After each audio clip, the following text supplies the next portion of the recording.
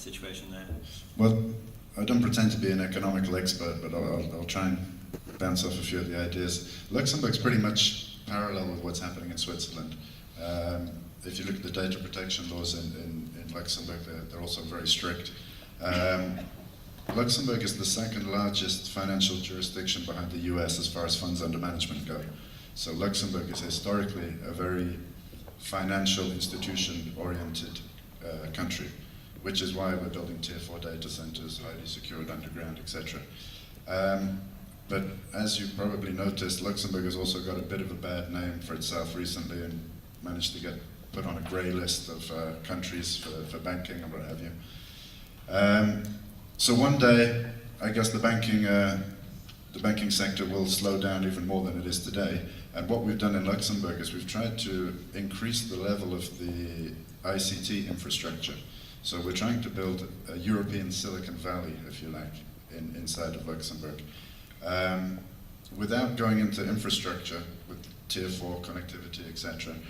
If you look at just the economic environment, the VAT rate in Luxembourg is 15%, so it's one of the lowest in the Eurozone.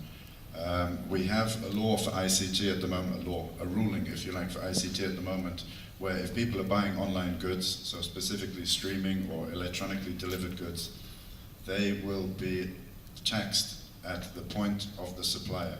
So that means if you're buying something from Luxembourg and you're in Germany, we won't be applying German VAT, we'll be applying Luxembourg VAT. So that's bringing a lot of these e-commerce companies into Luxembourg. If you look at income tax, for example, it's 28.8%, but with correct planning, you can get that down to something like 3%. There was talking about IP regulations earlier. We can exempt 80% of royalties off of IP, and there's some very, very special ways of going about that. Basically, the Luxembourg government is dedicated to bringing in all of these new e-commerce companies. So we're getting there. Hopefully we won't have to replace the banking sector, but we're doing a good job of at least stabilizing the economy.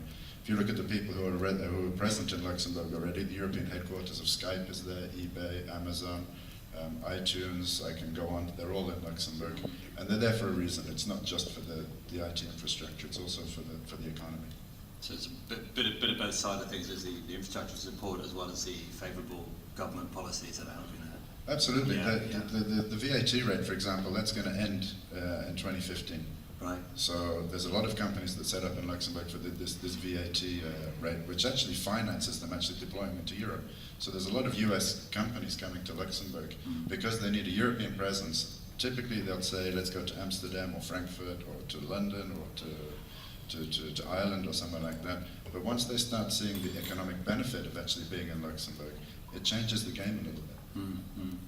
And actually, you mentioned one thing. You talked about your tier 4 data centers, and data center standards is a really interesting discussion. But I know we've talked a little bit about the differentiation now emerging. We're actually, I think, for the first time in the data center market, there is a bit of choice emerging. It's not just one homogeneous blend of tier 3 apparently data centers, but there's actually data centers that can do different things for you. You can go to a network-centric location. You can go